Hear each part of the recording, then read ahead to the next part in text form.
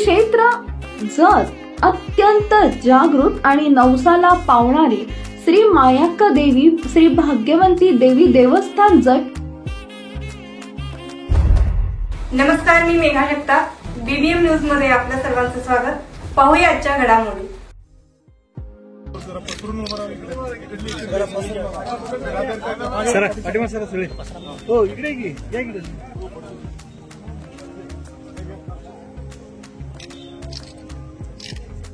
मोठ्या प्रमाणावर अतिवृष्टी झाली आणि या अतिवृष्टीला सामोरं जात असताना या तालुक्यातल्या आणि महाराष्ट्रातल्या शेतकऱ्यांना कोणत्या पद्धतीनं आज अडीअडचणीतून जावं लागतंय, आर्थिक परिस्थितीतून जावं लागतंय, हे आपण सगळ्यांनी या गेल्या काही दिवसातून बघितलेलं आहे.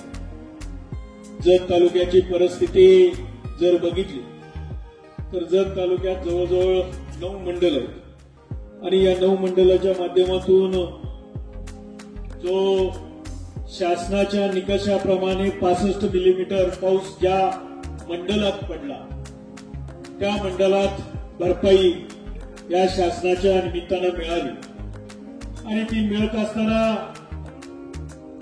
जे काही पंचनामे झाले ते पंचनामे या ठिकाणी शासनाच्या निकषाप्रमाणे 6 मंडलामध्ये झाली. मग त्यात तिकोंडी, माडगाव, वळसंग, मुंगदी आणि शेगाव आणि सण अशा 6 मंडलातून या ठिकाणी पंचनामे केले गेले.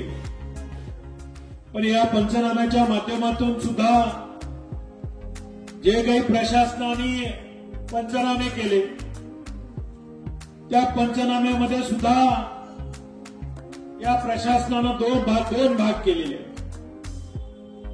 एक प्रत्यक्षात झालेल्या शेतकऱ्यांचं नुकसान आणि नजर अंदाज शेतकऱ्यांची संख्या. काही ठिकाणी क्षेत्र आहे, काही ठिकाणी अशा पद्धतीचं जर केलं तर त्यांचाच शासकीय आकडा आहे तो जवळजवळ 19,277 पंचनामे जत तालुक्यात झालेले. त्यात मी 2 ठिकाणी त्यांनी डिवायडेशन केलेलं आहे. एक एकूण नजर अंदाज क्षेत्र आणि प्रत्यक्षात झालेलं क्षेत्र, नुकसान झालेलं क्षेत्र. म्हणजे आमचं म्हणणं आहे की एक तर आमच्या महादेव पाटील साहेबांनी सांगितलं की या जत तालुक्यात जे काही ट्रिगर बसवले गेलेले ते ट्रिगर मला वाटतं मंडळाच्या ठिकाणी बसवले गेले. म्हणजे ज्या 9 मंडळाच्या माध्यमातून हे ट्रिगर बसवले गेले त्या मंडळात सुद्धा काही ठिकाणी मोठ्या प्रमाणावर पाऊस झाला, काही ठिकाणी एकदम म्हणजे जिथं ट्रिगर बसवला तिथं कमी पाऊस झाला आणि उर्वरित गावांना म्हणजे एका मंडलात जवळजवळ नाही म्हटलं तर 18 ते 20च्या आसपास गावं आज या मंडलात येतात. एक उदाहरणच अध्यक्षाने आमच्या दिलं की कुंभारीची परिस्थिती. कुंभारीमध्ये ट्रिगर आहे. आमच्या या एका शेतकऱ्यांनी, टिप्परीच्या शेतकऱ्यांनी म्हटलं की आम्ही कुंभारीच्या ट्रिगर खाली येतो, पण प्रत्यक्षात मोठ्या प्रमाणावर टिप्पळीला सुद्धा पाऊस झाला, बेरनाळा पाऊस झाला, हिवऱ्यामध्ये पाऊस झाला, पण ती गावं या ट्रिगरच्या माध्यमातून बसली नाही. हे सगळ्यात मोठं आमच्या तालुक्यातल्या शेतकऱ्यांचं नुकसान आहे. म्हणून या आंदोलनाच्या माध्यमातून आम्ही एकच या प्रशासनाला मागणी केलेली आहे की प्रत्यक्षात तुम्ही वस्तुनिष्ठ ज्या त्यावेळेस पंचनामे करणे गरजेचं होतं ते तुम्ही केलेले नाही. आणि मगाशी आणखीन एका आमच्या शेतकऱ्यांनी सांगितलं की या तालुक्याची परिस्थितीच अशी आहे, जे काही तलाठी आणि ग्रामसेवक आणि कृषी अधिकारी आहेत त्या अधिकाऱ्यांच्याकडे जवळजवळ 16, 17 ग्रामपंचायती आणि गावं अशी महसुली गावं आहेत.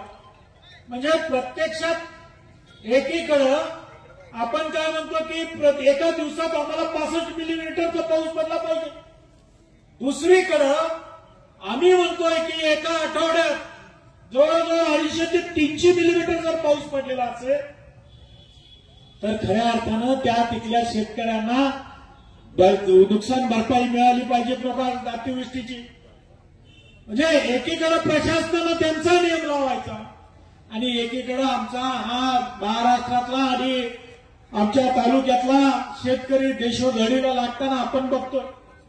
आमच्या या आंदोलनाच्या निमित्तानं एवढीच मागणी की एकीकडं पक्ष फोडायला, आमदार फोडायला तुमच्याकडे पैसे, एकीकडं टक्केवारी द्यायला तुमच्याकडे पैसे, एकीकडं जे तुमचे एखाद्या कामाचं टेंडर ठराविक रुपये झालेलं असेल ते वाढवून काढायची सुद्धा, अतिरिक्त वाढवून काढायची सुद्धा टेंडरची तुमच्याकडे पद्धत आहे. पण आज एकीकडे आपण म्हणतो की शेतकरी जगला पाहिजे, लाखाचा पोशिंदा जगला पाहिजे, पण या पोशिंद्याकडे एकेकाळी निवडणुकीच्या पूर्वी तुम्हीच आश्वासन दिलं होतं. काय आश्वासन दिलं होतं? सगळ्यांनी आमच्या शेतकरी बांधवांनी सांगितलेलं आहे की शेतकऱ्याचा उतारा कोरा कोरा कोरा. पण आज आम्ही तेच म्हणतोय की या महाराष्ट्रातला शेतकरी, या जत तालुक्यातला शेतकरी आज अतिवृष्टीनं मोठ्या प्रमाणावर त्याची जमीन वाहून गेली, त्याचं पीक वाहून गेलं, त्याचं घर पडलं. अशा परिस्थितीमध्ये हा जत तालुक्यातला शेतकरी आणि महाराष्ट्रातला शेतकरी आज तोंड देताना दिसतोय. पण आधी जे तुम्ही इलेक्शनच्या आधी जे दिलेलं वचन आहे ते आज वचन तुम्ही पूर्ण करायची खऱ्या अर्थानं या महाराष्ट्रातल्या शेतकऱ्यांना गरज आहे आणि ती तुम्ही लवकरात लवकर द्यावी अशी या निमित्तानं आम्ही मागणी केलेली आहे. आज कोरा उतारा तर झालाच पाहिजे. आज एकीकडे लाडक्या बहिणींना इलेक्शनच्या आधी जवळजवळ 47,000 कोटी दिले, ते दरवर्षी द्यावे लागणार.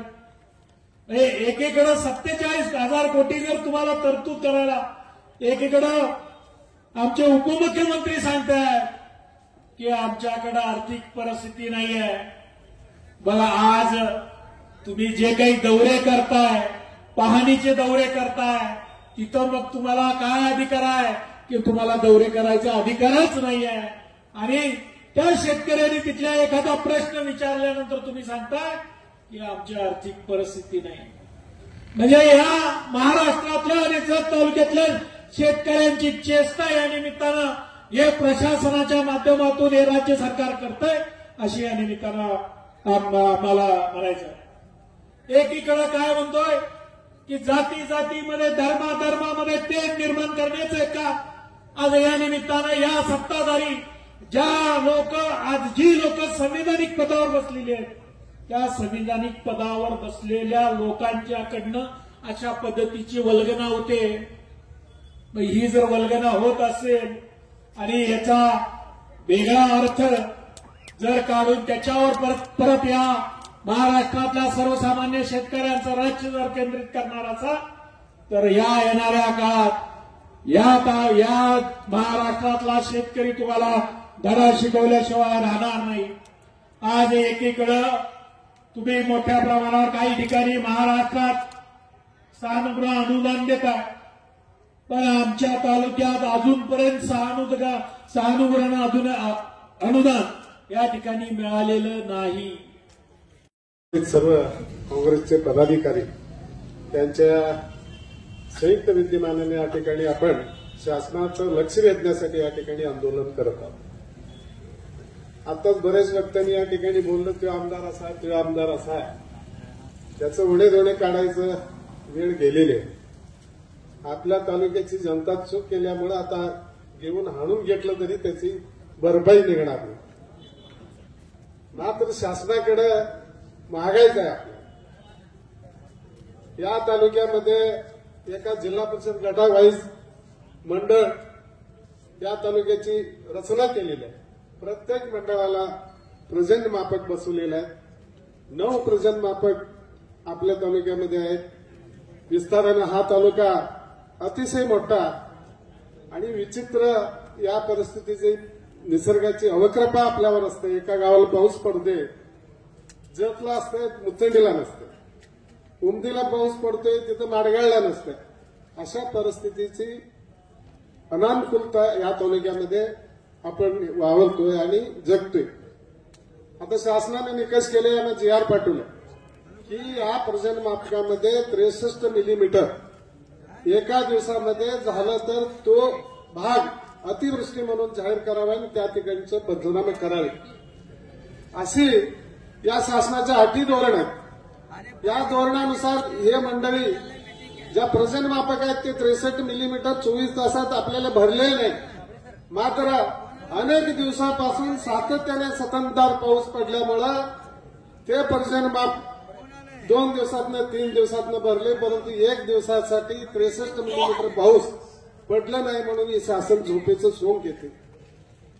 हा शासन झोपेचं ही जी अट आहे ही अट शिथिल करून शासनानं त्वरित या तालुक्यातली खरी परिस्थिती काय आहे, अतिवृष्टीमुळे तालुक्यातल्या शेतकऱ्यांना रानात जाता येत नाही, पिकाची मळणी करता येत नाही, आलेले पीक सगळं कुजून गेलेले आहेत. ही परिस्थिती शासनासमोर मांडणारा आपल्या तालुक्याचा लोकप्रतिनिधीचं काम आहे. आता ना आपण विरोधक म्हणून त्यांच्याकडे मागणी करतोय, शासनाकडे मागणी करतोय, प्रशासन आपल्याला कागद दाखवतोय की तुमच्या तालुक्यामध्ये एका दिवसामध्ये 24 तासामध्ये 63 मिलीमीटर पाऊस पडलेला नाही का, त्यामुळे आम्ही निक्षात बसत नाही. आज काहीतरी मंत्रिमंडळात बैठक आहे की हा महाराष्ट्रामध्ये सरसकट सर्व निकष बाजूला काढून आपल्याला मोठ्या प्रमाणात नुकसान भरपाई ह्या तालुक्याला दिलं पाहिजे, ही मागणी शासनानं निर्णय घ्यावा, तरच ही यंत्रणा हलणार. कारण हे आपण आता आत गेलो तर ते कागद समोर ठेवतात, असा निकष आहे, या धोरणाप्रमाणे आम्ही काम करणार. परंतु ह्याचा निर्णय महाराष्ट्र राज्याचे राज्यकर्ते, शासन त्या ठिकाणी सत्तेवर आहे, त्यांनी हा निर्णय घेऊन आपल्या मागणीला कितपत साथ मिळेल आणि इथल्या लोकप्रतिनिधींनी किती पोटतिडकीनं त्या ठिकाणी मांडेल त्याच्यावर अवलंबून आहे. आपण मागायची वेळ आहे, मागणारच आहोत, परंतु हे शासन आपल्याकडे पाहिल का नाही हेही शासनता आहे की त्या ठिकाणी मध्य नदीकाठी मराठवाडा, विदर्भ त्या ठिकाणी अतिपावसानं नुकसान झालेलं आहे, महापुरानं नुकसान झालेलं आहे. नदीपासून इकडे 3-4 किलोमीटर आणि इथे 3-4 किलोमीटरच नुकसान झालं असं शासनाचं मराठवाड्यामध्ये परिस्थिती सांगतात. त्यामुळे आपल्याला कितपत हे शासन लक्ष देईल याचंही शासनता आहे. ह्याच आपण आता बोलू शकतोय, ह्याच्यात राजकारण आणायचं नाही. ज्याचं काम लोकांनी निवडून दिले त्याचं काम आहे या ठिकाणी ह्या शेतकऱ्यांना आधार द्यायचा. तेच जर देत नसेल तर आपण केलेली चूक आपण मारून घेतले समजायचं आहे, अशी परिस्थिती ह्या तालुक्यात निर्माण झालेली आहे. की आता काय म्हणतात ताल धरून असतो हे करून. जिल्हाध्यक्ष काँग्रेस पक्षाचे जिल्हाध्यक्ष विक्रमदादा यांच्या नेतृत्वाखाली अतिवृष्टी आपल्या तालुक्यामध्ये अतिवृष्टी झाली, त्या शेतकऱ्यांना नुकसान भरपाई मिळावी यासाठी आपण 1 दिवसाचं लाक्षणिक उपोषण करतो. आताच आपल्या तालुक्याचे शिवसेनेचे अध्यक्ष बंटी दुधाळ यांनी या आंदोलनाला पाठिंबा दिलेला आहे. चालू वर्षी 12 मेला पावसाची सुरुवात झाली. 12 मेला पावसाची सुरुवात झाल्यामुळं अगदी सीझनला पाऊस झाला. पाऊस झाल्यामुळं शेतकरी आनंदित होता.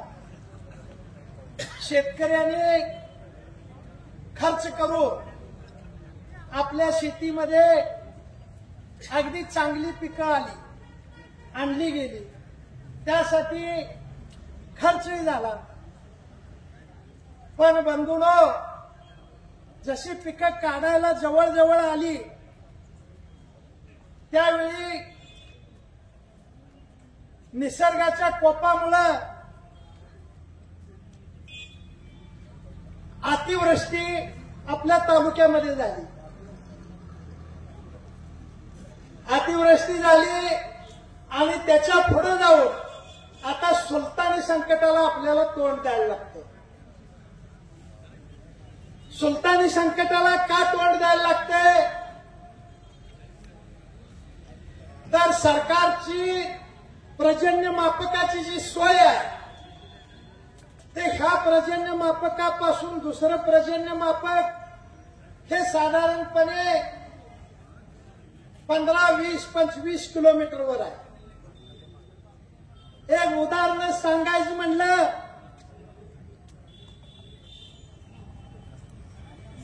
तर आपल्या कुंभारीमध्ये पर्जन्य मापक आहे आणि कुंभारी आणि हिवरे 4 किलोमीटरचं अंतर आहे. कुंभारीला एक दिवसाच्या पावसाचं बोलतोय मी, कुंभारीला त्या दिवशी पाऊसच झाला नाही, पण हिवरे ह्या ठिकाणी ढगफुटी सदृश्य पाऊस झाला. जर आता बघितलं आपण ह्या सरकारला डोळं नाहीत म्हणलं तरी वावगं ठरणार नाही. नुकसान भरपाई द्यायची आहे. जर नुकसान भरपाई द्यायची आहे तर प्रशासनाला सरकारला आदेश द्यायची गरज आहे. आणि काय आदेश द्यायची गरज आहे तर ज्या शेतीमध्ये पीक आहे आणि पाणी वाहते प्रत्यक्ष डोळ्याला दिसतंय त्याचं पंचनामे करा असं सरकारनं प्रशासनाला आदेश द्यायला पाहिजे. पण तसं न होता सरकारला काटछाट करून मदत करायची, मदत केली असं दाखवायचं आहे, पण प्रत्यक्ष शेतकऱ्याला मदत करायचीच नाही. बंधूंनो, लाडक्या बहिणीसाठी 1 वर्ष निधी चालवायला 47,000 कोटी रुपये लागतील. हे पैसे इलेक्शनच्या अगोदरच आपण दिले. ठीक आहे, इलेक्शनच्या अगोदर पैसे दिले. का दिले तर आपल्याला निवडून यायचं होतं. बंधूंनो, आपण निवडून आला, जर आलात तर 5 वर्ष ही योजना चालवणं हे आपलं कर्तव्य आहे. आता आपल्याकडे त्यावेळेला पैसे आहेत असं दिसत नाही, कारण प्रत्येक महिन्याला आपलं पैसे अगोदर येत होतं, पण आता ते येताना उशिरा यायला लागले. महाराष्ट्रामध्ये जी अतिवृष्टी झाली त्या अतिवृष्टीसाठी कालच्याच बातमीमध्ये 25,000 कोटी आपल्याला लागणार आहे. त्याही पैशाची तरतूद आपल्याकडे दिसत नाहीये. आपण निवडून येत असताना मोठी मोठी आश्वासनं दिली गेली. शेतकऱ्यांचं कर्ज माफ करतो, उतारा त्वरा करतो. विरोधी पक्षाने ज्या ज्या वेळी आपल्याला विचारलं, आपल्या जाहीरनाम्यामध्ये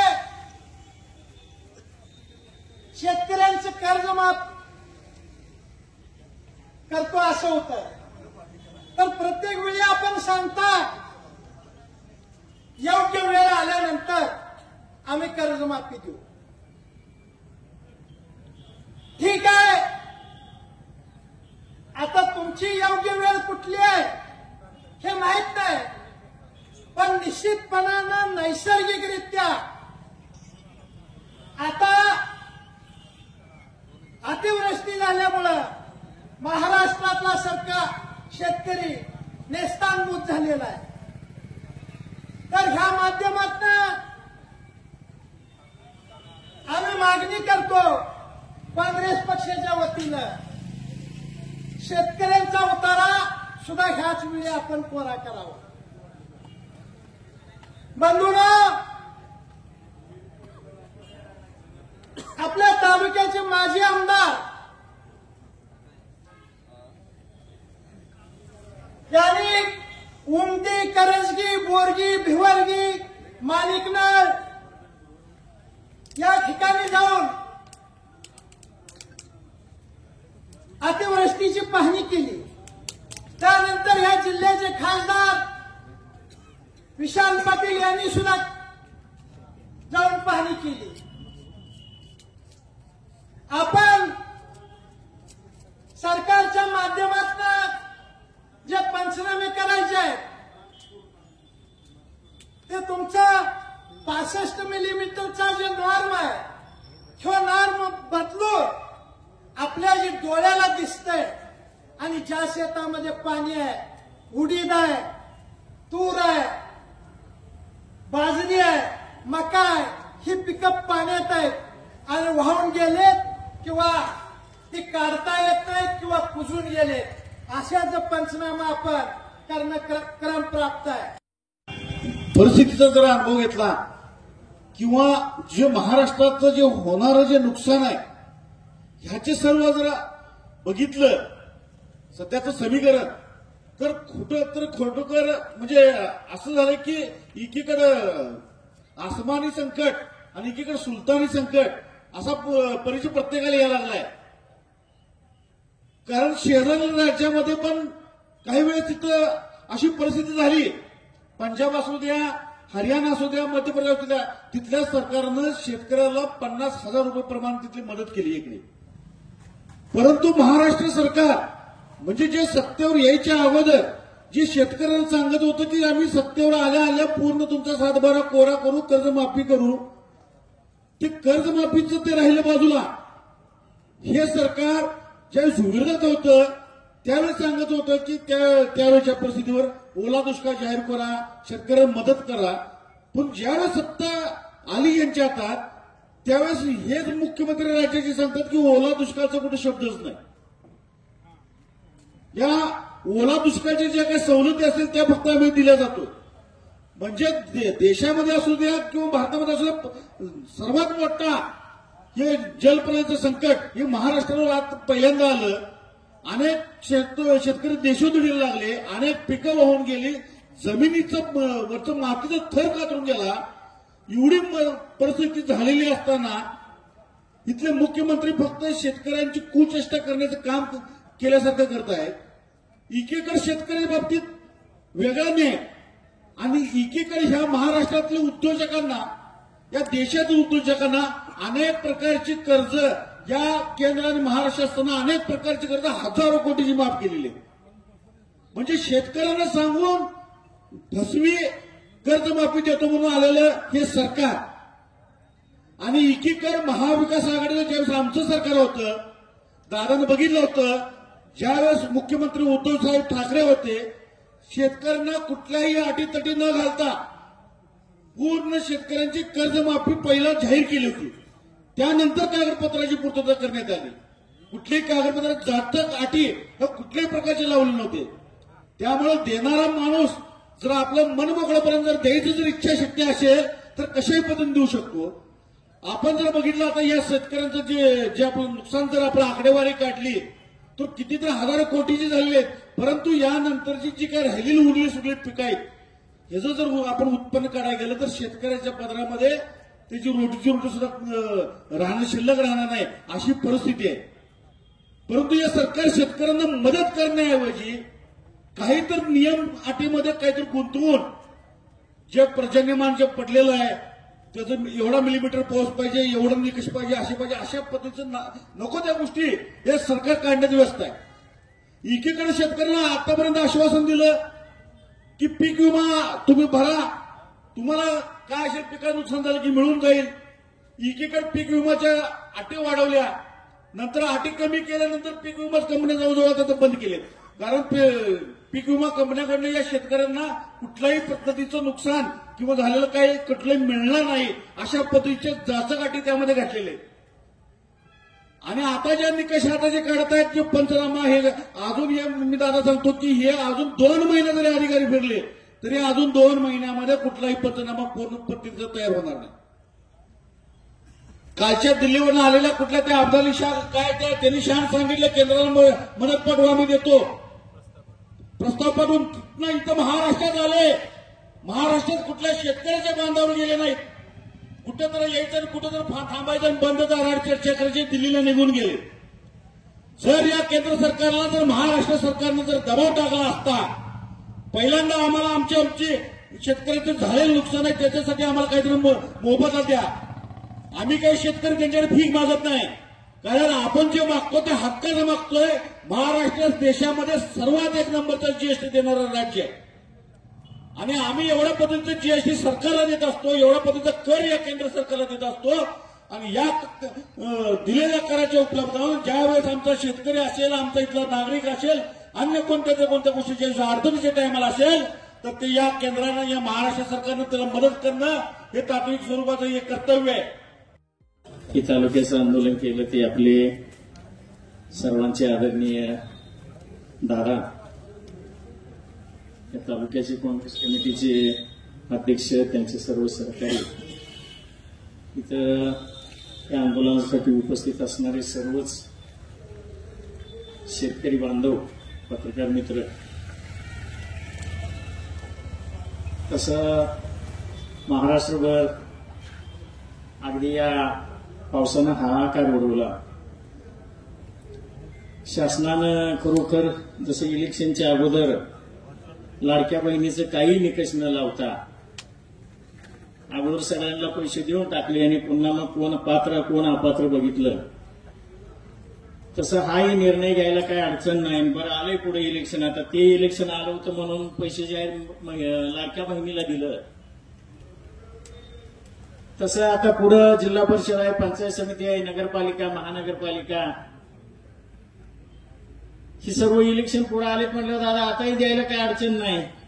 काय कोण अपात्र झाला तर त्यानं पुढे आता बहिणीचं कसं भरून घेतलं नाही तसं आमचंही घेऊन ये,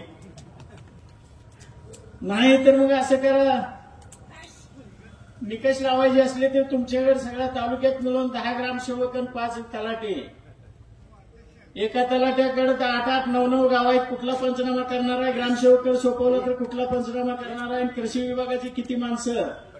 तुमच्याकडे माणसंच उपस्थित नसल्यामुळे पंचनामा कुठे करायचं चालू आहे. शासनाचे पदाधिकारी सांगतात पंचनामा करायचं चालू आहे. जिथे लोक वाहून गेली तिथं सुद्धा पंचनामा नाही. आणि मग कुठं पंचनामा केलाय? या सगळ्या गोष्टीचा विचार करून शासनानं कुठल्याही निकष न लावता, जसं इलेक्शनच्या अगोदर सांगितलं होतं की सरसकट कर्जमाफी, तसं सरसकट एकदा या शेतकऱ्यांना मदत केली पाहिजे. आणि मदत करताना अतिशय तुटपुंजे, मागणाऱ्याने कशी मागितल्या कुणाला पण कमीच मागतात. हेक्टरी शेतकऱ्याला वाटतं एकराला देणार आहे ते काय की हेक्टरी तुम्ही 8,000 10,000 देणार, 20,000 दिले 25,000 दिले तर एकराला किती पडले? 2.5 एकर एका हेक्टरमध्ये. आणि नांगरायला 1,000 रुपये तास घेते.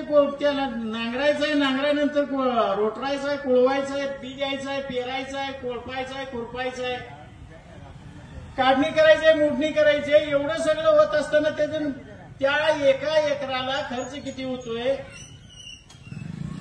शासनाच्या दरबारी बसलेली मंडळी काय सगळीच अगदी मुंबई पुण्याची नाहीत, त्याला शेतीच माहित नाही अशातला काही भाग नाही. ग्रामीण भागातनं सगळ्या महाराष्ट्रात गेलेले आमदार आहेत, त्यांच्या घरी शेती आहे. त्यांनी जरी शेती नसली, कोण अगदी ज्याला जमीनच नाही असा जरी एखादा आमदार गेला असला तर कमीत कमी शेजाऱ्याची तर शेती बघली, त्या शेतीला काय खर्च येतोय, शेतकरी कधी उठतोय कधी फिरतोय. आणि आपल्या तालुक्याची कायमस्वरूपी तर असे पाऊस नाही त्यावेळेला पाणी नसते, आणि आता पाणी आलं की सगळं आहे त्या पिकांचं नुकसान केलं. दादा मला वाटलं बरं झालं आपला ऊस आहे जरा,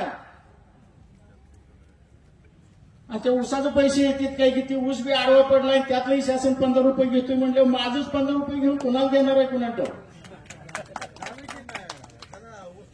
अरे बाबा आमचं हाय ते तर राहू दे, त्या पाण्यातनं गेलंय ती तर आम्हाला राहू द्या. ते आमचंच घेऊन आम्हाला देता पण ते माझंच घेऊन मला नुकसान भरपाई देणार नाही. तुमचं जर बरं म्हणणार माळाला आहे ऊसाचं कट करून घेऊन दुसऱ्याला देऊया म्हणजे दुसऱ्याला ते माझं बी दे आणि तुम्ही काय देणार आहे ना. मग या शासनाची धोरणं चुकीची आहेत. अधिकाऱ्यांना